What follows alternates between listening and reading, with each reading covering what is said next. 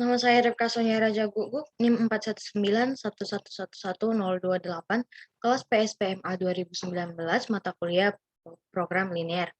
Di video kali ini saya akan menjelaskan 3 buah soal. Adapun soal pertama dapat kita lihat pada share screen ini. Nah, yang ditanya adalah berapa masing-masing jenis bungkusan yang harus diproduksi agar diperoleh penerimaan yang maksimal. Nah, penyelesaiannya adalah yang pertama kita misalkan X1 itu adalah jumlah jenis standar yang diproduksi, kemudian X2 itu adalah jumlah jenis deluxe yang diproduksi, nah X3 itu adalah jumlah jenis super deluxe yang diproduksi.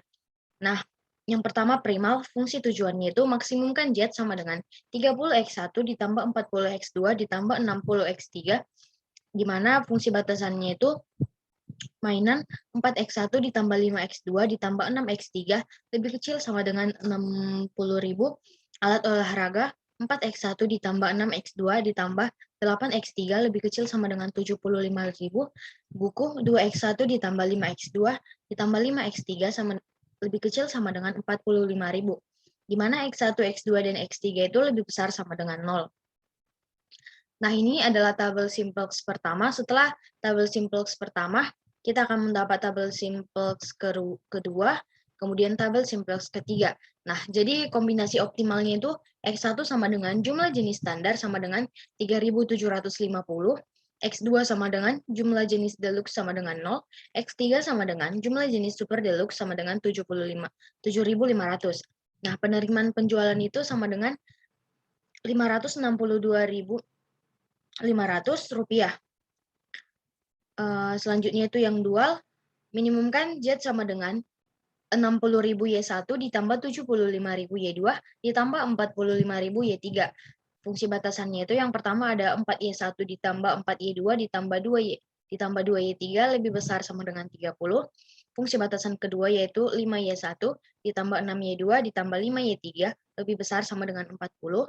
6Y1, fungsi batasan ketiga 6Y1 ditambah 8Y2 ditambah 5Y3 lebih besar sama dengan 60, di mana Y1, Y2, Y3 itu lebih besar sama dengan 0. Nah, setelah kita lakukan meminimumkan nilai dual, maka kita peroleh tadi Y1 sama dengan 0, Y2 sama dengan 30/4, Y3 sama dengan 0. Kemudian ditambahkan jenis baru atau variabel baru yang dimisalkan dengan XA, di mana koefisien XA pada fungsi tujuan itu adalah 20. Nah, kemudian koefisien XA pada pembatas pertama adalah 3, koefisien XA pada pembatas kedua adalah 4, koefisien XA pada pembatas ketiga adalah 6. Nah, sehingga fungsi pembatas dual yang menyangkut XA adalah 3Y1 ditambah 4Y2 ditambah 6Y3 lebih besar sama dengan 20. Nilai 2 optimal Y1 sama dengan 0, Y2 sama dengan 30/4, Y3 sama dengan 0, ternyata memenuhi fungsi batasan dual di atas dual. Sehingga penambahan XA tidak mempengaruhi penyelesaian optimal karena nilai koefisien baris tujuan tetap positif semua. Nah, apabila koefisien XA pada fungsi tujuan sebesar 40, misalnya sehingga fungsi batasan dual menjadi 3Y1 ditambah 4Y2 ditambah 6Y3 lebih besar sama dengan 100, maka fungsi batasan tersebut dilanggar, karena 4 dikali 0 ditambah 5 dikali 30/4 ditambah 3 dikali 0 adalah kurang dari 100. Nah, dengan menggunakan kaidah-kaidah pertama, nilai-nilai pada kolom XA sama dengan sebagai berikut. Dapat kita lihat pada kolom tersebut. Nah, 33 dikali 0 ditambah 4 dikali 30/4 ditambah 6 dikali 0 dikurang 100 sama dengan minus 70. Karena untuk salah satu variabel Z masih ada yang negatif, maka tabel tidak optimal dan masih perlu dilanjutkan lagi sampai menemukan tabel yang optimal. Maka setelah dilakukan pencarian optimum dengan menggunakan metode simplex awal, maka dapat diperoleh nilai optimumnya itu sebesar 750.000 XA sama dengan 7.500. Nah, di sini ada soal yang kedua yaitu dapat kita lihat pada slide pada Word-nya.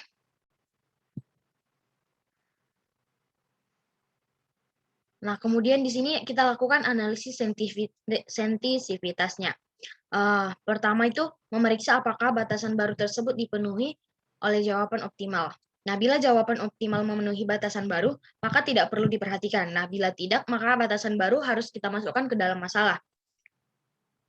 3X1 ditambah 4X2 lebih kecil sama dengan 140. 3 dikali 18 ditambah 4 dikali 24 lebih kecil sama dengan 140. Nah, 150 lebih besar dari 140 ini, lebih besar sama dengan 140 ini tidak benar ya. Nah, berarti berarti tidak benar 150 lebih kecil dari 140. Fungsi batasan ini menjadi tidak terpenuhi sehingga untuk nilai optimalnya akan berbeda. Nah, untuk mengetahui keadaan optimal, batasan baru itu dapat kita tambahkan langsung pada tabel simplex yang terakhir atau tabel optimal, tabel yang sudah optimal.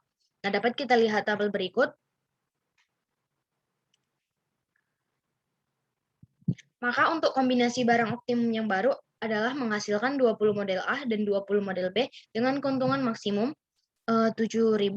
Nah, dapat kita lihat bahwa terjadi pengurangan keuntungan dari 7.200 menjadi 7.000 karena penambahan kendala baru ini.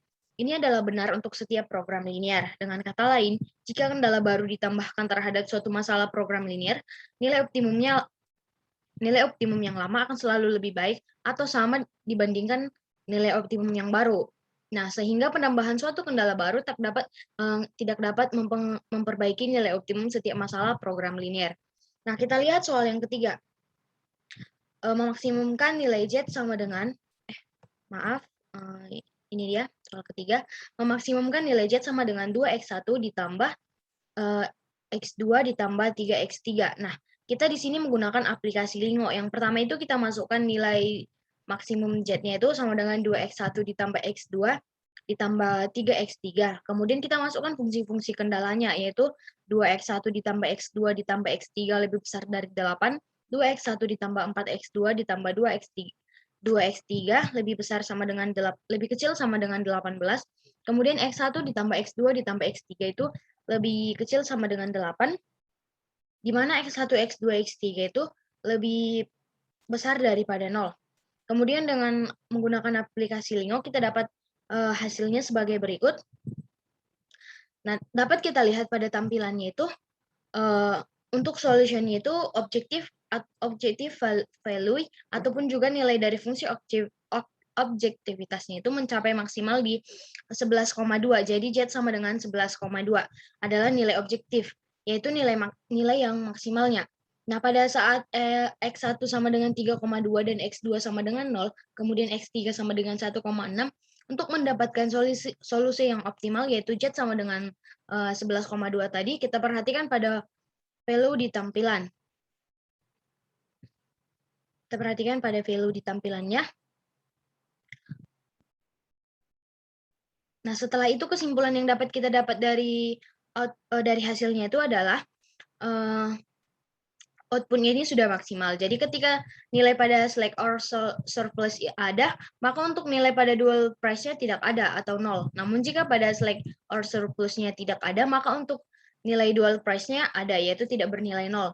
Nah, dual price di sini yaitu mempengaruhi apakah dikurangi atau apakah ditambah, disesuaikan dengan fungsi tujuan tadi. Maka karena kita tujuannya untuk memaksimumkan, jadi dual price ini berfungsi sebagai penurunan dari fungsi ataupun hasil output yang kita peroleh. Nah, sekian yang dapat saya jelaskan. Terima kasih.